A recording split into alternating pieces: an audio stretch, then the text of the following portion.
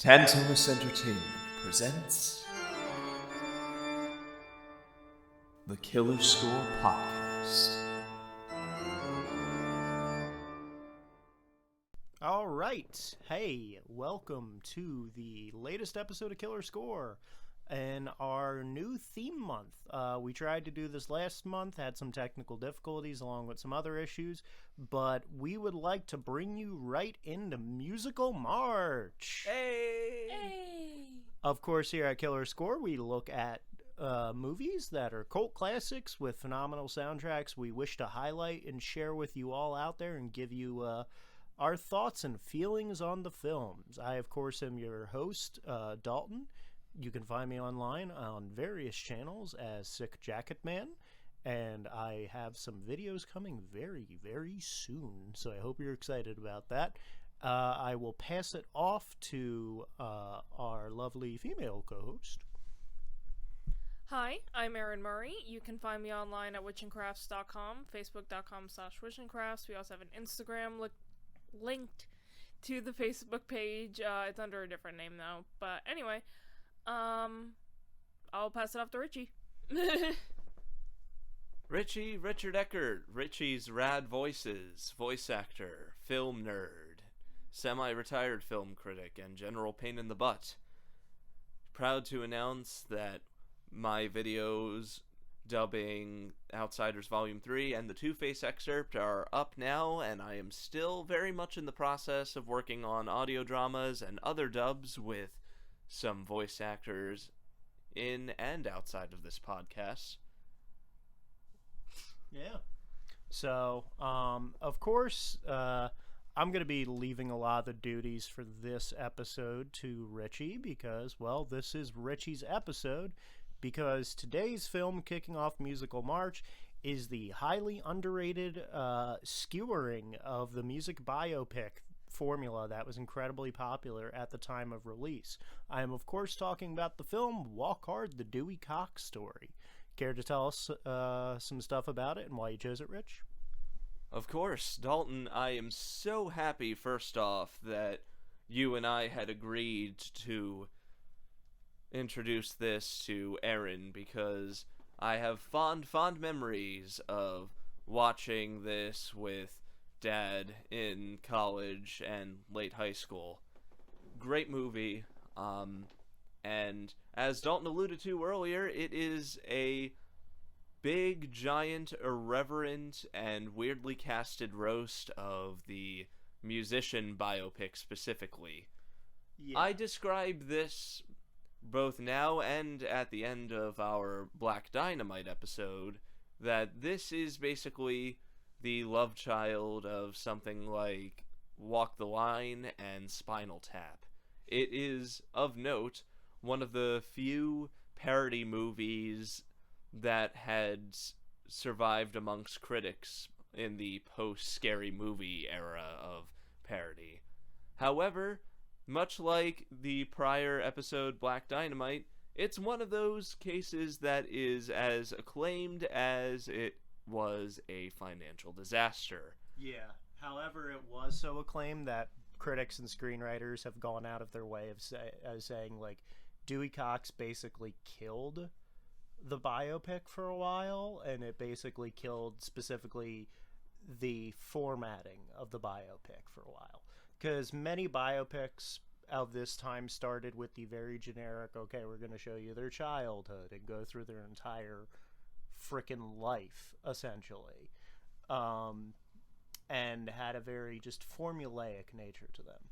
Occasionally you get something like a Jersey Boys, which is based on a musical that already did well, and you get stuff from the likes of Baz Luhrmann and other people, but until Rocketman recently came out and flipped the entire biopic format on his head, there really wasn't too much in the way of the musician biopic between Walk Hard and present day. And yeah, the only other music biopic that came out after this I could think of before Rocketman that actually got acclaim and kind of used this formula was I hear a lot of good things about Ray I don't know if Ray came out before or after this. I think it came out before. Okay, that makes sense. The only other musical biopic that I can think of that came out after, that I think came out after Walk Hard was The Runaways. Yeah, and that one also doesn't do the typical formula. It also bombed. Yeah, It also bombed. Yeah. Shame. And maybe the Temptations biopic. I forget what that Temptations biopic was called. It's actually eluding me right now, and I feel awful about it. Wikipedia. Yeah, I know that one did really well. We can cut that out.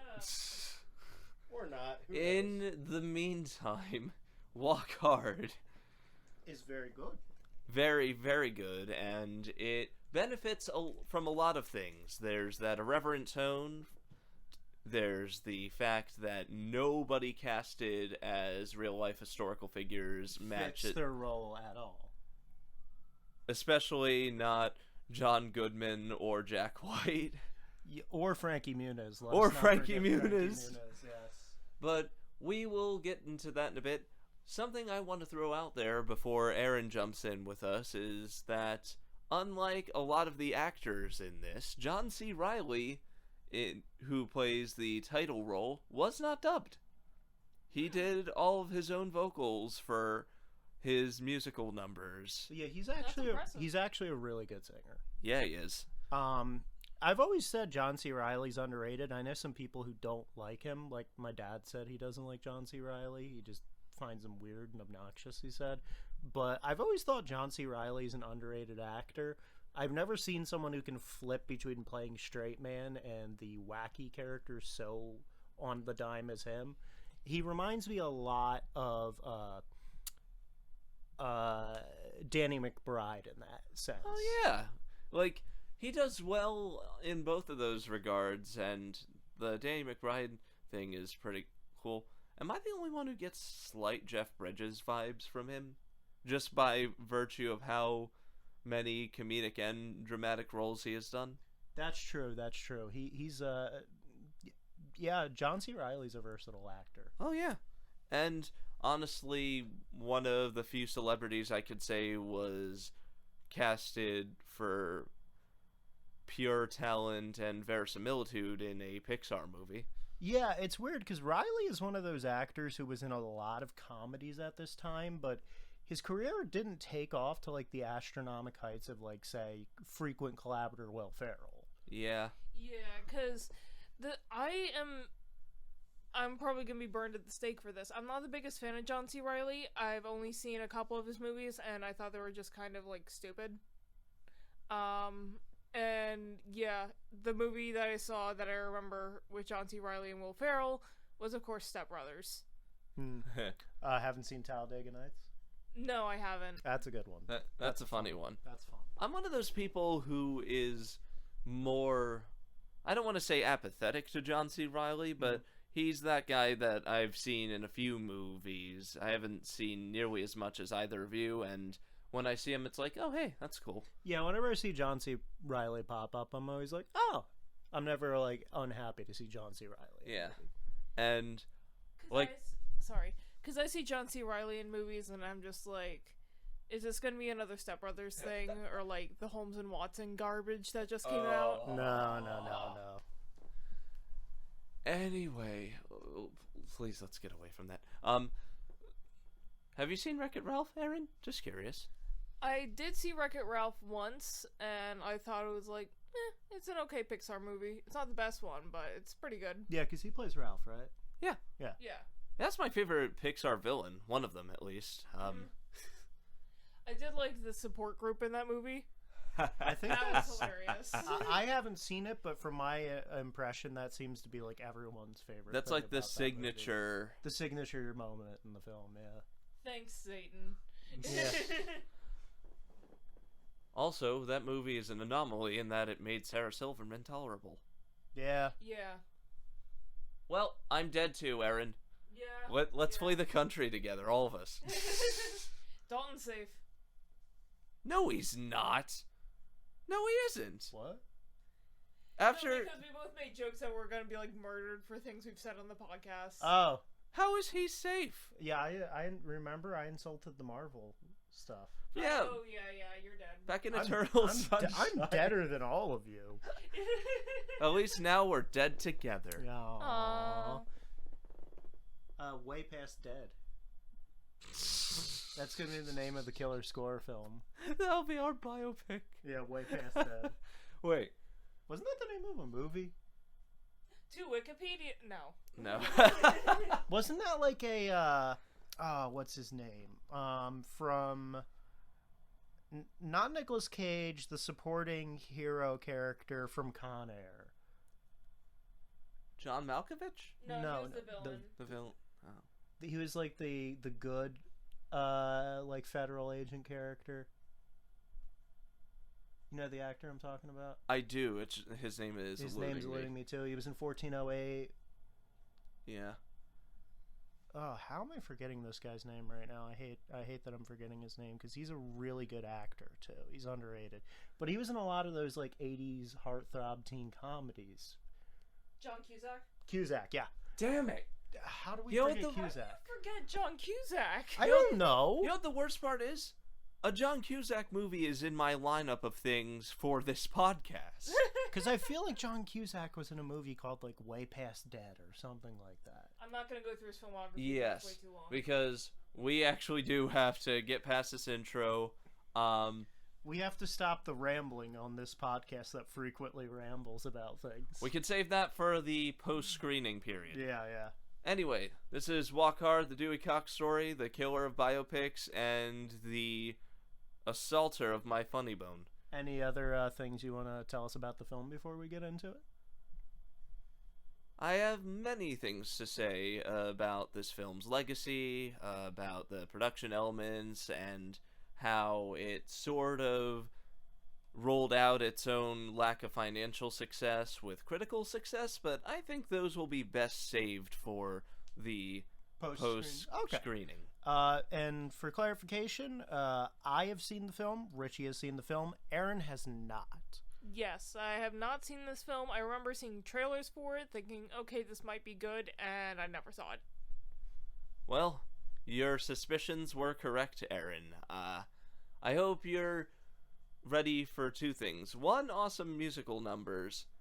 Two, for nothing to be safe by the end. Yep. Because this is a madcap, Wet Hot American summer style approach to this genre. Oh boy. All right, let's get right into it. Matt, this episode's for you.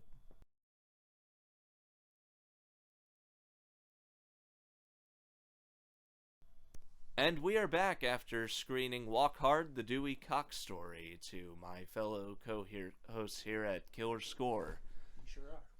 As with the last time I saw this with my dad and my stepmom, I adored this movie. It is a big, giant, irreverent roast of musician biopics and just a hilarious send-up of the musical trends throughout the decades. For context, because as I've discussed with my co-hosts, I do think we owe our listeners a bit more context. This is the story of one Dewey Cox, a down-on-his-luck country musician who struggles with Sex, drugs, and rock and roll. Yeah. and the death of his brother. By a machete. Yes. And as I've said before, love this movie to death. I love the on-point parodies of all the genres. It goes from country to rock and roll to a bit of punk and some Beach Boys-y Flower Child stuff by the end, and it is all filmed and acted out to stylize madcap perfection. I think we're about to hear an echo, but for the sake of thoroughness, Daulton, what did you think, buddy? Yeah. This is like my second time seeing this. I love this movie. Matt, hi. Hope you're listening. Matt, my buddy, and I would, when we would get bored at work, would quote this movie to each other a lot. Alright, I forgot. Hi, Dad. And, I've always loved it. I can't remember how many times, like, Matt would come into work and I wouldn't see him, and he would just go, "Look out, man!" That's become our handshake up there, too, me and my dad. Yeah. Just out of nowhere. Look out, man. Yeah. Or when I was having a particularly bad day at work or something, and Matt would come in, I'd be like, "You don't want none of this, Matt." No, I love it. I love how unseriously it takes itself.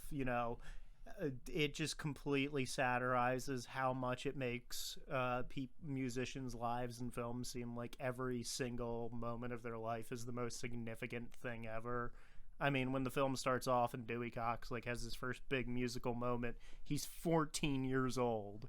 And played by the completely adult John C. Reilly with nothing done to make him look younger, and it's beautiful. Except for the clothes on his back, There's no difference between teenage Dewey Cox and adult stuff, save for the polo shirt and the khakis. Yeah, it's so dumb.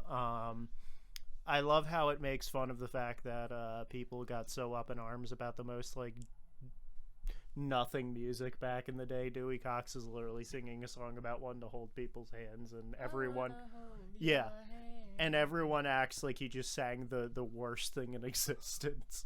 The devil has hands and he uses them for holding.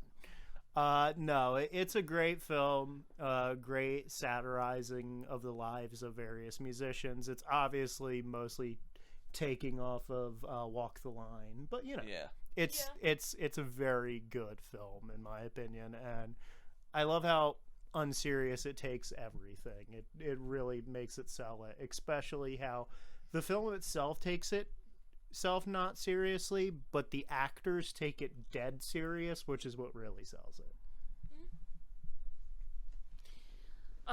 So my take on this, I thought it was entertaining. I wouldn't say it's my favorite movie. I found the humor in it crass at times, and I'm not the biggest fan of that type of humor, to be honest. Like the scene where in the back, not even the background, it's actually in the foreground, where you just see some guy's dick hanging out. I'm like, really? Some of the humor in it I did find funny, including the parts where they showed the 14-year-old Dewey Cox played by adult John C. Reilly. Let me think of some other parts I like. Of course, the running gag of "You don't want none of this, Dewey," which is for every drug interaction he ever has. The parody of Yellow Submarine. But yeah, that's my take. The music in it was surprisingly good, even though it's meant to be parody in and of itself. Almost, I'm gonna get crucified for this. It's like a crass Weird Al, to be honest. A crass version of just parody music. But still enjoyable, not terrible. But considering it's parody, it's not highbrow whatsoever. Yeah, but there is also a lot of clever writing in the movie. There is, I will give it that. I enjoy the fact that they deliberately miscast basically everyone who was supposed to be playing a musician. Case in point, every Beatle. And just nod and wink to it and just have the people repeat who they are. I love the running joke of every character repeating the full name of characters. Hello, I'm Paul McCartney. Hi, I'm Paul McCartney. Yeah. Hi, I'm John Lennon. You're the quiet one, George Harrison. They do a lot of similar things to the time that it takes place throughout the movie, too. One particularly salient example is when they say it's the 60s. It's a very important and exciting time. Yeah. When Darlene says that to Dewey. That's a good bit.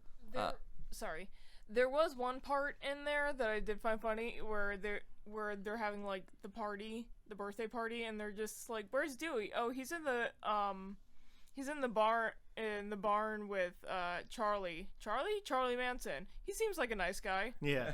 His music's shit, though. Yeah. The one black guy, too, is the one who says he's a nice guy. Yeah. It's so dumb. Every famous actor playing a famous musician's a highlight. I love Frankie Muniz playing Buddy Holly, and all they do is just slap some glasses on Frankie Muniz, call it a day. Yeah. Yeah, and the thing is, like, from what I remember, actually, I don't know how tall Buddy Holly was. I feel like he was taller than Frankie Muniz, but a lot of people are. Probably. So it was just kind of funny seeing, like, Buddy Holly played by a really short actor.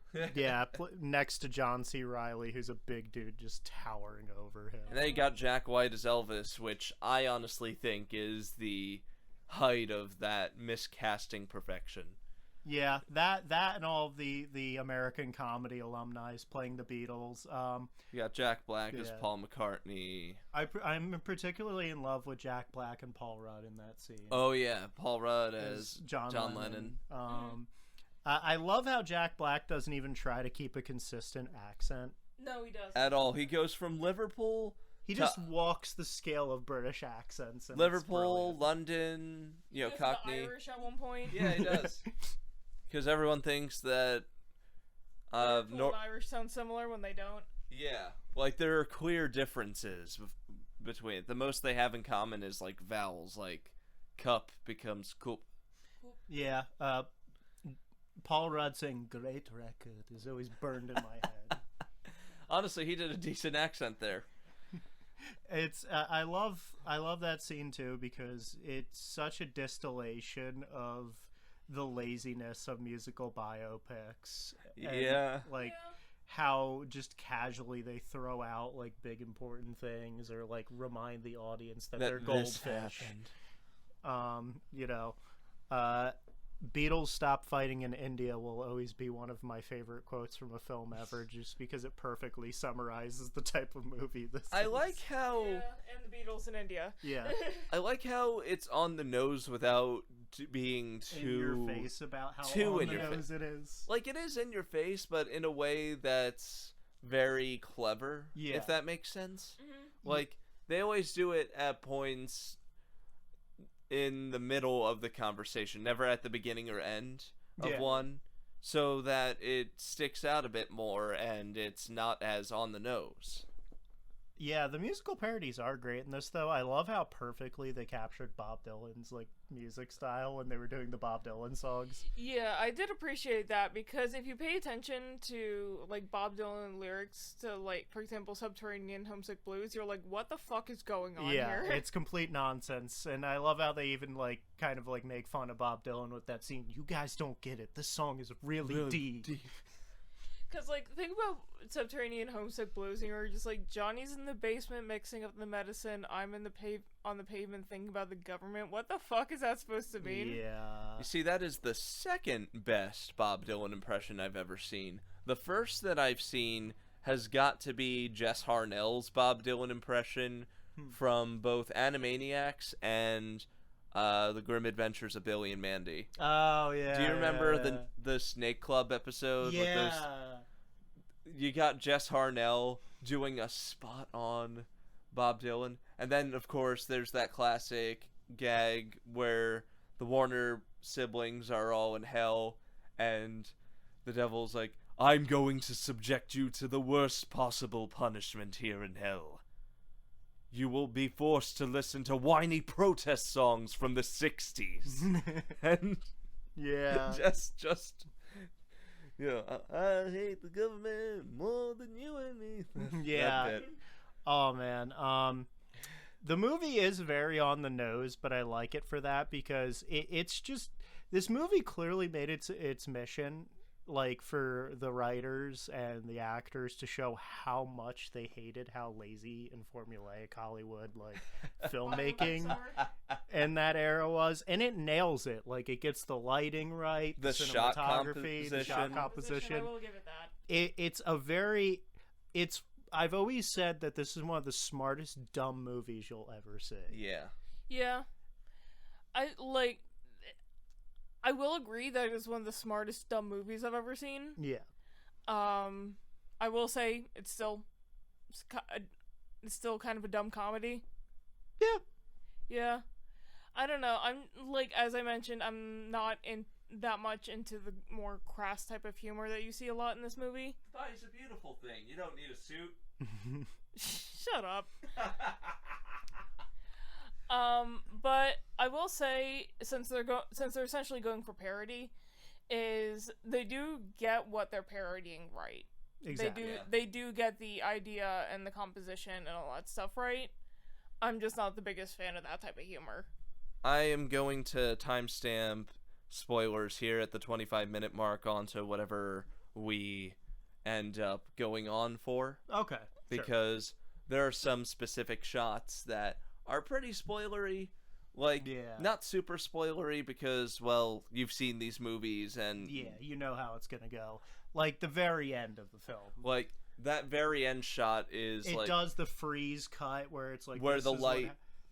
Where the light is just glaring so bright, and it puts the caption up to let you know Dewey Cox died 3 minutes after performing the song. Like, that was funny too while we were talking about that, because the movie was going on and they do that ending montage thing of scenes that didn't even happen in the movie, by the way, and we'll get to those in a bit, but we're talking about the crossfades going on and the panning, tracking shots of him on the stage, and Erin and I look up there and we're both like, this actually really does get the cinematography of the biopics it was parodying, and then it cuts immediately to that freeze frame. I'm like, case in point. Yeah.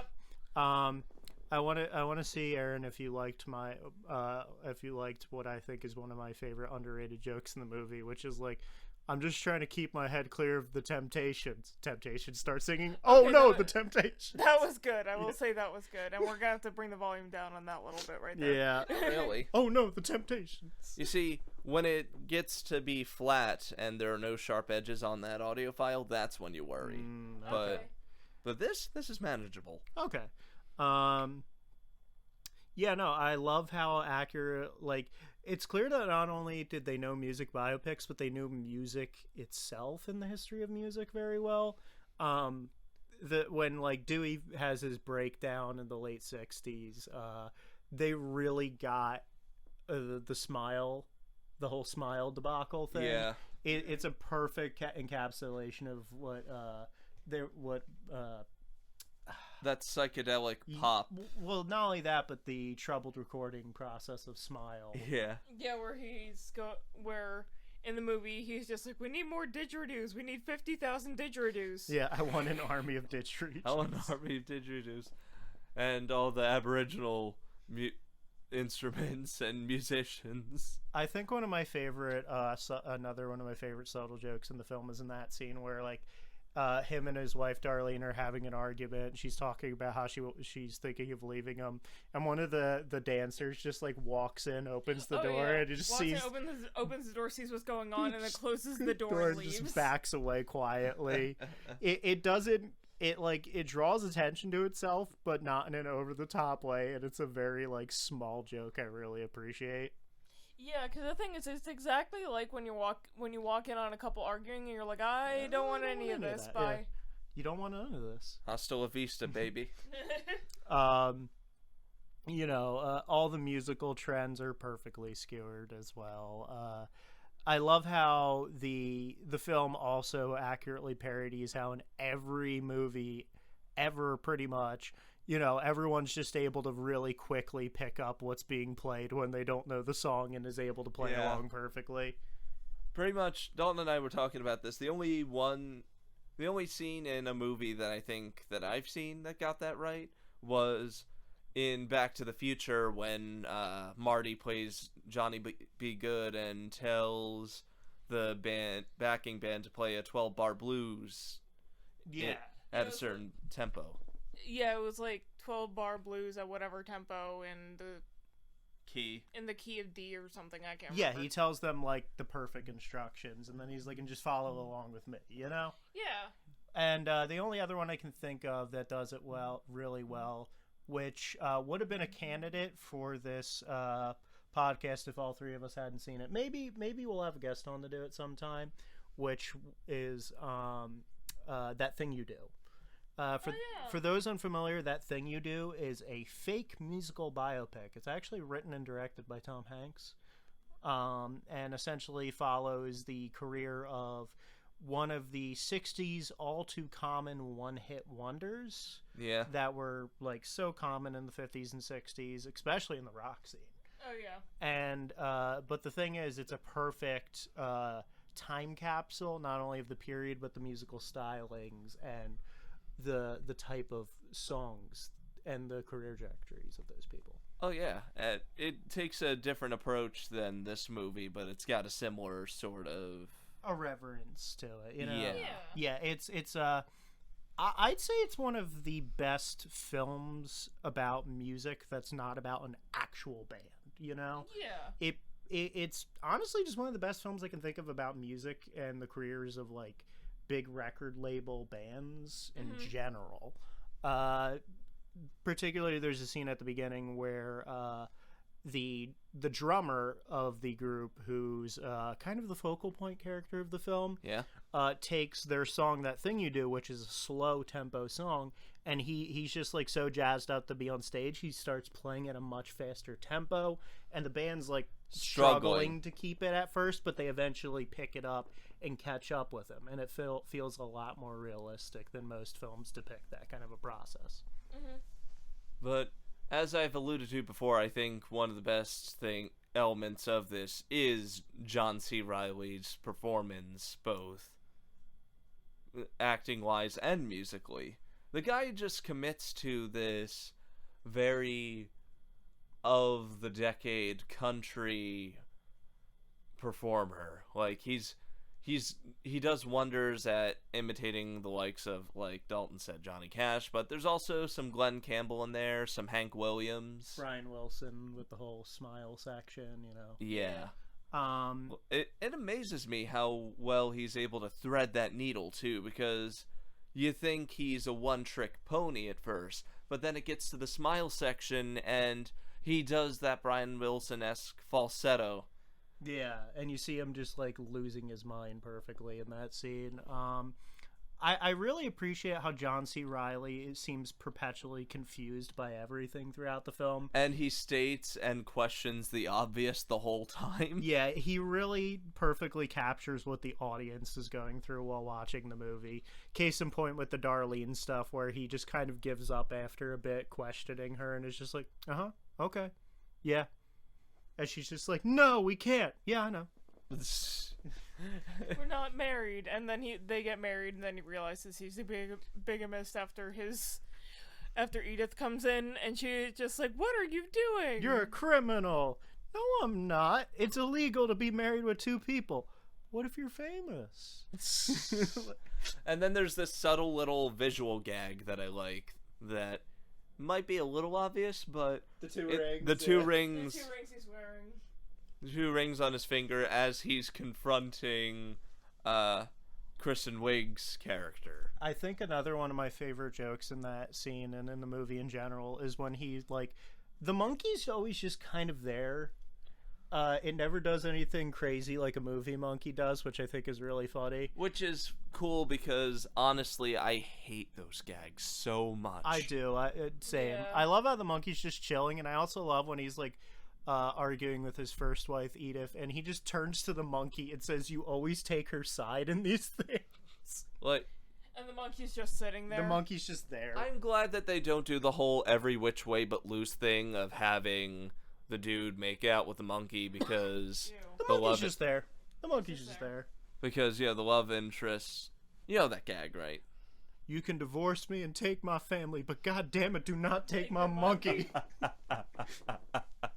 Monkey's just sitting there wearing pajamas. Just like... Okay. Yeah, just lounging around the... When he's having his... I also love how just... the bandmates are always so casual about things, which makes them freaking out on Dewey in the smile section. So... Like, it hits harder because you don't expect him to shout because like they've been so like low-key. He was on the floor, people. Oh yeah, we broke Daulton with this. Because, like, perfect example of how low-key they are in the scene after the argument with the wife. Hey, you guys think Dewey's upset or something? As he's just bawling his eyes out, looking out the bus window. He seems different. Speaking of different, one thing I do have to gush about this movie for is the surprisingly awesome makeup and costume design. Yes, and as someone who is a costuming nerd, I'm gonna go to a little bit of a diatribe, and then this is Daulton going, "Oh God, what is she doing?" Here we go. Everything's very period. We had my moment with the Black Dynamite one. Now Erin, just a week from that day. Yeah. So one thing I will mention is that the clothing, especially in the 1950s, is mostly period accurate. The silhouettes are right. Things. Thank God they didn't do poodle skirts. 60s, and when they showed the late 60s and the 70s, that was very period accurate as well, in the way that you saw things like a lot of fringe. There is also the crochet everything, which was very prominent in the late 60s and early 70s, was the idea of hand making your clothing. All the rhinestones in the 70s section. All the rhinestones in when it gets more into the 70s. Oh, and the flowers on the clothing, you know. Well, the flowers on the clothing itself was more an aesthetic choice, I believe. Yeah, fair enough. And then you also have that bit when Dewey does his whole variety show bit, where, as Daulton mentioned, the rhinestones, he has the whole Elvis 68 comeback special. The whole Vegas era Elvis with the tassels on his sleeves. All the gems on the outfit, the platform boots, the blindingly bright colored on his suit. Yes, and another thing I was going to mention is how they made the drummer character, whose name I can't remember at the second, they made him look like Jimi Hendrix. Yeah. I love how... with the headband and everything. And the afro. I love how just, like, depressed he bangs the gong in that scene. Just so out of it. Just like, whatever. I don't know what we're doing here. And then you had the didgeridoo guy just blowing on it like he's the Eddie Van Halen of didgeridoo players. Just John C. Reilly's delivery on "then you better learn to play the fucking theremin" is one of my favorite lines ever too, because the theremin is a very difficult instrument, and you can see from his bandmate's face, just like, come on, man. He just has that look of, dude, you're gonna make me learn a theremin? Like, why would you do that? Why a theremin? And I love how you think it's just like a throwaway line of, I think the monkey's singing on this song more than me. Cut to the recording and you just hear a monkey screeching. No, that was a goat. Oh yeah, I think the goat's singing on this song more than me.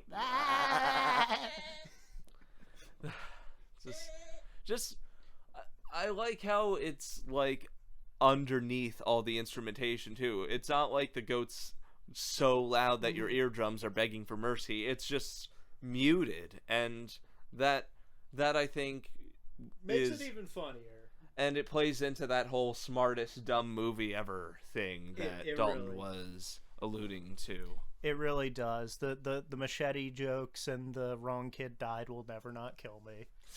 And of course, if you're familiar, or if you've seen Walk the Line or familiar with Johnny Cash, that was basically a parody of the death of Johnny Cash's brother, whose name was John, who was killed on a circular saw or something when he was a kid, and I'm just like, Jesus Christ. And then they just parody that with fighting with machetes, and then both he and his dad gets cut in half.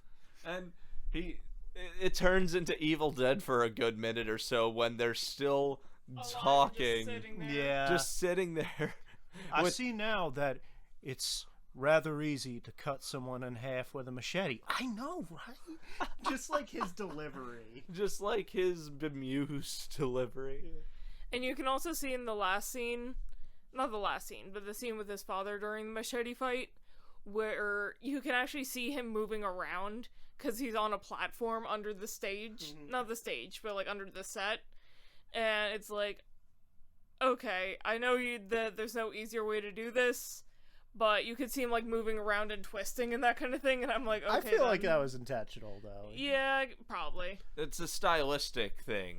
like, kind of like with Black Dynamite's whole boom mic in the afro shot. Yeah. I also like how the second time, I like how they get tired of using the child, clearly get tired of using the child, Nate, for, like, all the scenes. So they just bring in Jonah Hill. He's like, this is what it would look like if I didn't die. This is what it looked like if I were an adult. Yeah. And then his tone gets harsh out of absolutely fucking nowhere, too. Yeah. And you even see Dewey be like, what the hell, get like a what the fuck, man kind of look on his face. Because when he's a kid and he's always like so supportive and just like, you can do it, Dewey, you know. Be good for the two of us. Be twice as good for the two of us. You gotta be double great. Yeah. Gotta be double great. And then when Jonah Hill cuts in, he just starts laying into him and being like, I was gonna be the fucking president, you know. I was gonna drive to the fucking moon. Kill some aliens. And then he just lays into him and tells him to just get on with the next decade of music, essentially. Yeah. And then it smash cuts to him on the next decade of music, you know. in the fucking polyester. Yeah, running on the beach like it's Rocky 3, you know. I think what I love too is like the second rehab scene is like just straight up some torture stuff, and he's so like unenthused about it, you know. He's in the bathtub getting electrically shocked, and he's just like, oh, just like, man, this sucks. And then in the first rehab scene, you've got some really nice Requiem for a Dream style fisheye wide angle lenses when the hallucinations pop in for just that scene's a highlight in my opinion, because they treat it with the seriousness of like your typical medical drama stuff, but it's just about how much blankets need to be on the patient. He needs more blankets. He needs less blankets. He needs more blankets. He needs less blankets. Yeah. He needs less and more blankets. Yeah, because I feel cold and hot at the same time. It's great. And I feel like one of the things that they're probably going for is, with the scene where he's laying in bed in rehab and he's like hallucinating all this stuff with the people being there and the people not being there and that kind of thing. And I'm just thinking like, I was thinking of Trainspotting. I was thinking, Yeah, Trainspotting with the baby and with Tommy on everyone visiting him, sick boy, you know. Tommy, sick boy, the baby, his Diane, parents. his parents. Well, his parents were actually there. Yeah.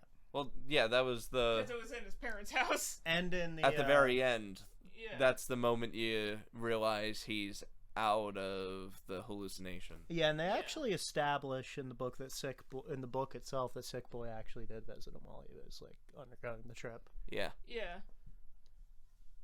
I don't know if I forget if in the film if they established if that was like a hallucination or not. No, they didn't. They didn't show whether or not they didn't explicitly state whether or not it was if Sick Boy was really there or not. It's just assumed it was part of the hallucination. Yeah.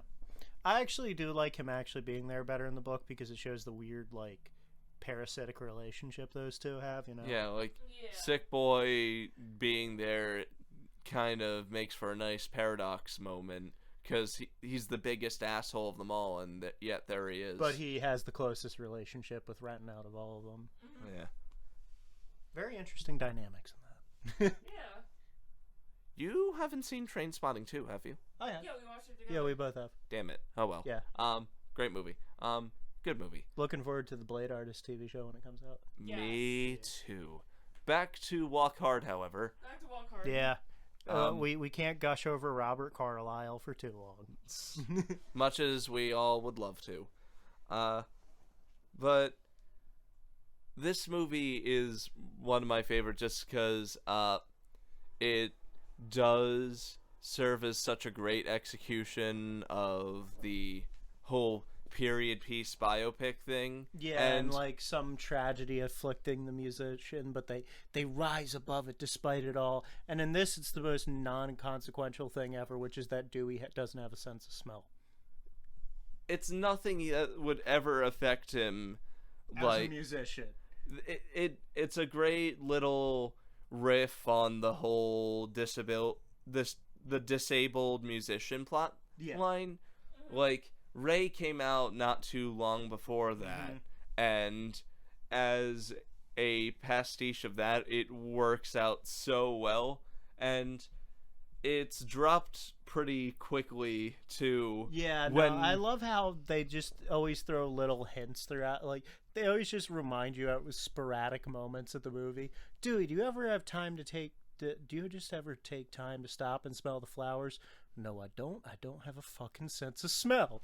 and then it just suddenly comes back because he's better again Yeah, when he redeems himself towards the end. and reconciles with everyone Darlene. and stuff, and it's He like his realizes sense he of can smell. her hair. Yeah.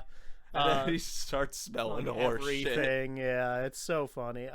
I also love the gag of him finally playing catch with the kids, and it's just a montage of him going through all the kids, and they get more increasingly ridiculous. Are you sure you want mine?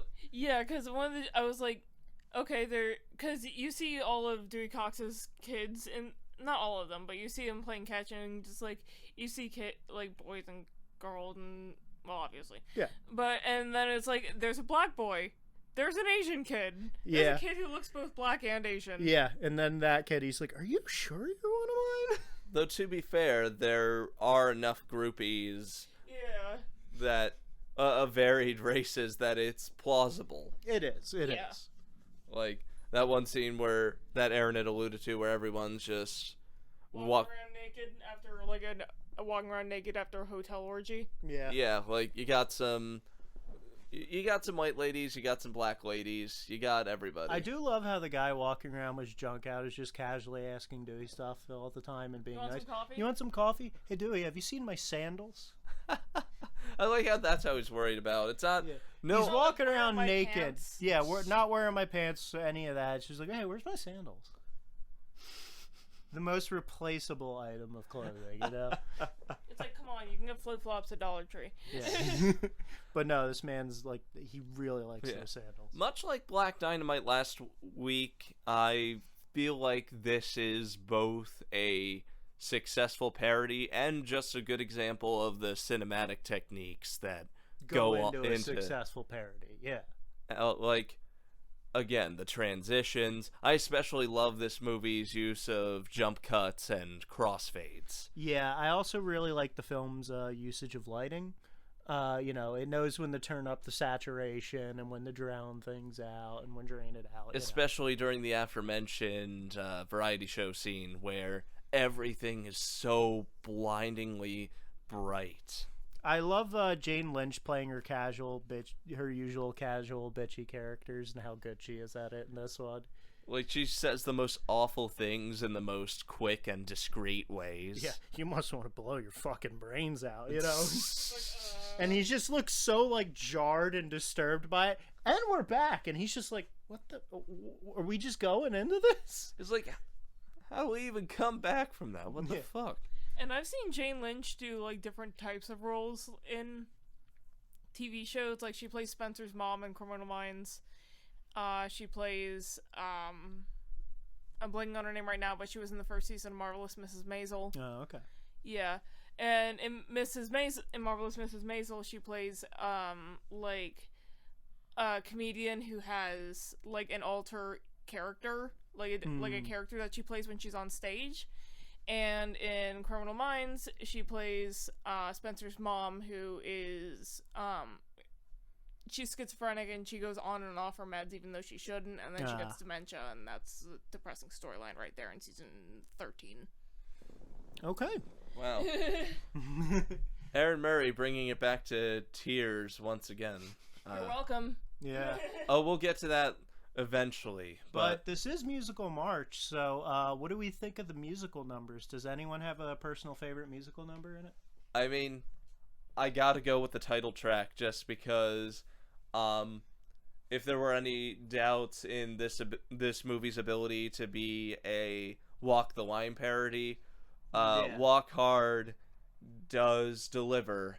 It's got all the gravitas of a signature Johnny Cash song, but with some of the best placed accidental innuendos ever. Yeah. Yeah, for me, it would probably be Darlin', just because it's funny. Yeah, how he's literally just like, I want to be with you. I am in love with you, while he's still married to his wife and stuff. Yeah. Although that duet Let's Duet's probably my favorite one. That's like my runner-up, but Yeah. you can elaborate on what makes it so excellent. Let's Duet is great because it starts with the most like dirty lyrics before like elaborating, and and in my dreams you're blowing me kisses. It just lets it sit there a bit too before transitioning over to Darlene's sections. And it's hard to just... like, you can come from behind. Yeah. It kind of reminds me... You can always come in my back door, You ever hear of that boy band from Canada, Before 4? Yeah, With Get Down? Mm-hmm. It's like a guilty pleasure song of mine. But their best known song is called Get Down. And it has some of the most blatant fucking innuendos that you will ever hear from a NSYNC-ish band ever. Like, So it's like Cake by the Ocean? Cake by the Ocean, but even more raunchy, if you can believe it. There's one line that I'm surprised they got away with because they showed it on Much Music, which is, like Canadian MTV. All right. One line goes, "Communicate and I'll go undercover, gonna make you come tonight over to my house." Okay then. That face. I cannot wait till we eventually get the new setup because Daulton makes some of the most amusing, befuddled faces ever. You see, I had to learn to play. I played a lot of comedic roles in theater in high school, so I really learned how to do some stretchy face 90s comedian, 80s comedian stuff, and like that's some Jim Carrey shit right there. Yeah, and Jim it just Varney, specifically. My biggest influence was Jim Varney, and my face has gotten stuck in Jim Varney mode ever since that. I just have the biggest facial reactions to things. Meanwhile, I'm pulling a Groucho Marx in the background with the eyebrows just which I think makes my very dry delivery to most things very funny. I just have this bombastic thing to me where I'm just like, oh wow. I really think that this like many people in the industry have said that this film, like given how much of a critical darling it was, basically killed that form of the musical biopic. Kind of like how Scream sort of invalidated the slasher in its day. This is very much to biopic musicals what Scream was to slashers, what Airplane was to disaster movies, what Hot Shots was to police action movies, what UHF could have been to the aspirational underdog film. If it had been more successful. Yeah. I will forever be angry at the studios for botching the release of UHF. Speaking of executive meddling going on, this movie was screwed by Sony. Really? In fact, the reason why it didn't do too well was a crowded as hell release date. Would you want to know what else came out that year in December? December of what, 09? 08, I think. It was December of 08 or... It was earlier than 09, I know that. Okay. Because that Christmas season, it went to war with other musical-themed movies, including... 2007. Holiday 2007. Thank you, Erin. You're welcome. Would you like to know what beat it out in the box office? Some of it's good, but do you expect me to say no and just like leave this hanging on our podcast where the interesting trivia is a big part of it? Just help me with the suspense, god damn it. Oh boy, what was it, Richard? Well, on one hand it lost to Sweeney Todd, Demon Barber of Fleet Street. Ugh. There's a worse example though. There's worse Sondheim adaptations, but ugh. Like no, there's a worse example of what beat it out in the box office that holiday season. Oh no. Oh wait, was that when that Jim Carrey Christmas Carol movie came? Nope. Oh. No, Nope. That was later. That was much later. That bombed too though. It did. But what beat it in the box office was a little movie called Alvin and the Chipmunks. Oh. Little bit of trivia. This is gonna blow some people's minds. The guy who plays Spencer on Criminal Minds, Matthew Gray Gubler, voices Simon, in Alvin and the Chipmunks. They just use a voice thing because he actually has a really deep voice. Theodore was Jesse McCartney in that, Was but Jesse Yeah, McCartney. the only good thing to come out of those movies is that it gave David Cross the money to live comfortably, and David Cross's stories of how much he hated those movies. Like, he basically said he would rather jump off a bridge than be in the fourth one, which is why he wasn't in the fourth one. Yeah, I remember when I'm forgetting. I'm feeling bad for blanking on the guy's name. I know it much better usually. The lead who played Dave in those movies. Jason Lee? Yeah, when he heard Jason Lee was leaving, he basically was like, "How can you fucking do this to me, man? You're gonna leave me with this? You're gonna leave me to talk to nothing?" If you haven't already, I implore the two of you to watch Double Toasted's review of the fourth Chipmunks movie, because Corey Coleman rips it to shreds in the best way possible. Like, Was that Chipwrecked, or was that No, it was the Road Chip. The Road Chip? Oh yeah, the one that they thought was good to release against Star Wars. Mm-hmm. Also, Road Chip. Erin, I'm just gonna say something, and I'll divert it to you. You cannot complain about my puns ever again. That's fair. I just want to give credit to the people behind those Chipmunks movies of letting you know you're in for some garbage with the sequel titlings. It's like, hey, the Squeakquel, Chipwrecked, Road Chip. They get progressively lazier as it goes on. I love these off the mic gags so much. I'm going to just use them so much. Where's a gun so I can shoot myself? I do love though, we get to see that the monkey made it all that time, and it's just wearing a wig now, and it's living twice as long as its lifespan in captivity would dictate. The giraffe too. Yeah, the giraffe that got replaced by a camel and then was a giraffe again. Yeah. This movie's like joking for how bad continuity is and obvious stunt doubles, like when they're kids doing all the dangerous shit and it's obviously adult men with the blowtorch. Yeah, you see his height go up about 3 feet. Same with the tractor riding too. Yeah, 3 feet between like 2 or 3 shots. Oh yeah. I also love how he uses a blowtorch to make a wooden giraffe. No carving knives or anything. No, a blowtorch. Also, I just realized the giraffe. That means the giraffe has a very subtle joke too. Great foreshadowing there. Yeah. That he got a giraffe because Nate made the giraffe statue when they were kids. I gotta say too, I love the faces Erin's making throughout this whole thing. It's like you're doing that thing where you're shaking your head and your eyes are just glazed over, but I could see that smirk like, God damn it, why am I and now there it is. Like this. Yep.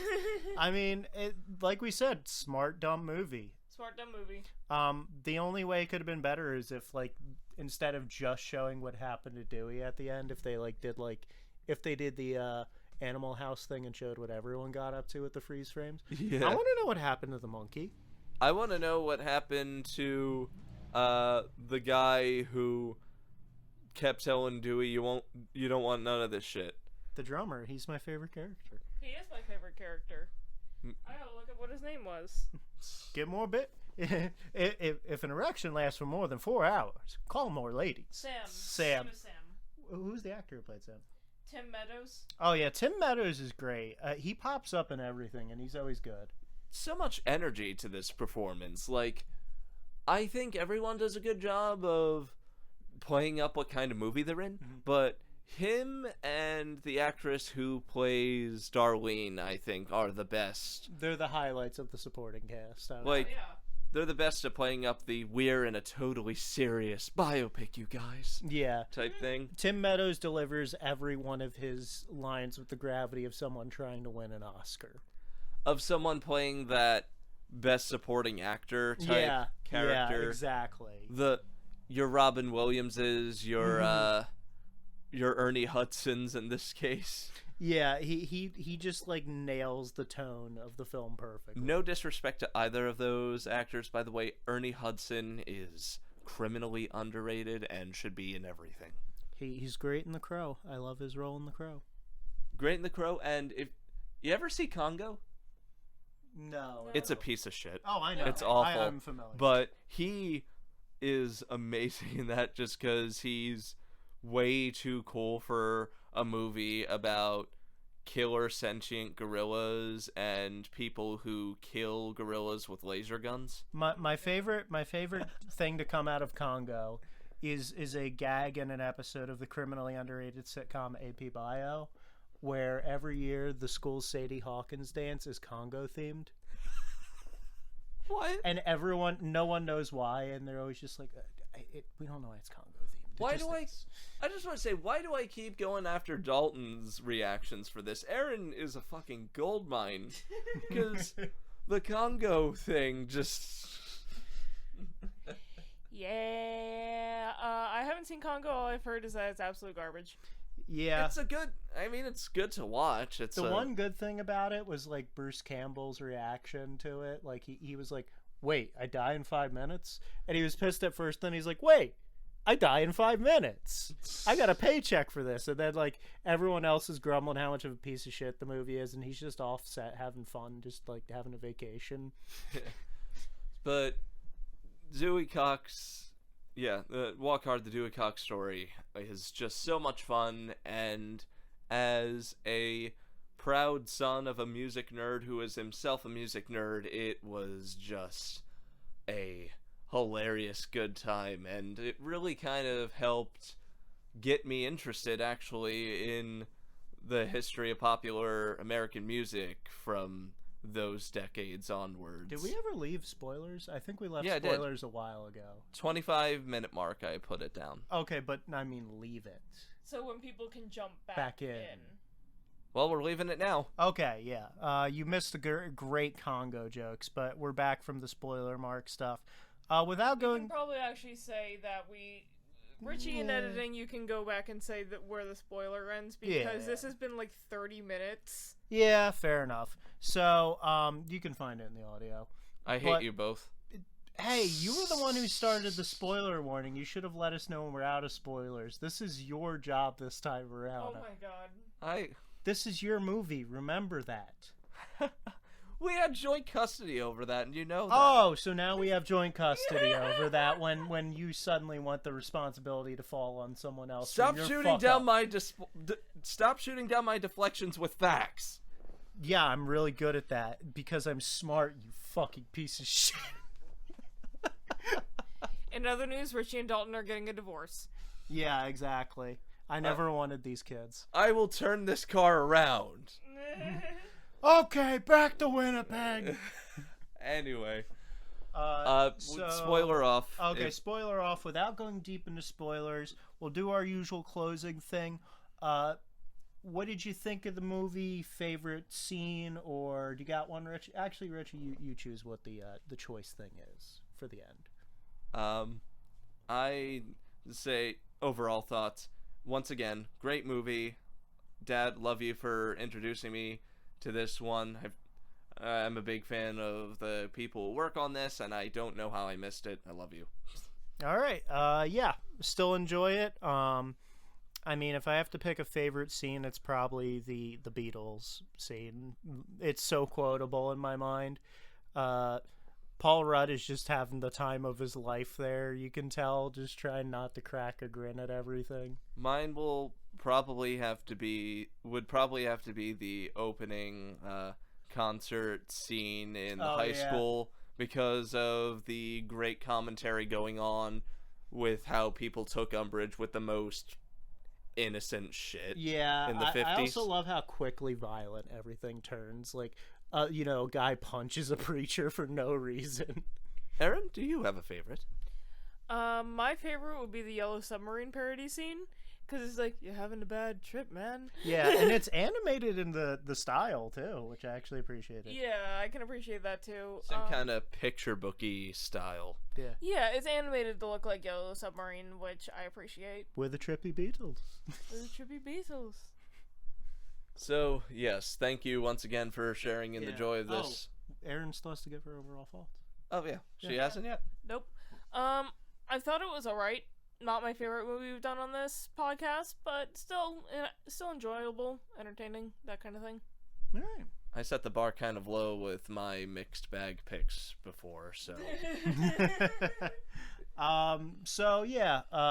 We started off Musical March with a pretty decent selection here. Some people loved it, some people didn't love it as much. So a good, decent, like, middle of the road start from the sound of it, appreciation wise. I'd also like to apologize for some of the hiccups in this episode. Rest assured, I'm gonna iron them out.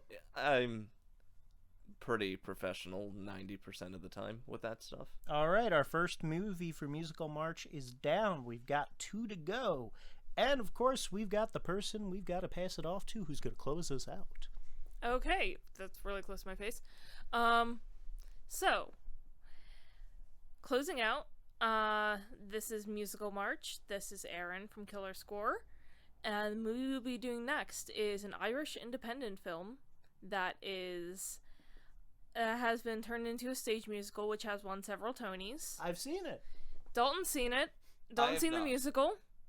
Richie has seen neither, and I've only seen the movie, so this is going to be very interesting to watch. This the movie is going to be the most eclectic episode of Killer Score yet. Yeah, because it's definitely going to be the most eclectic episode of Killer Score, because we are doing the Irish independent film made on a shoestring budget with its own problems, but a great soundtrack, great musical, and I cry every time. Once.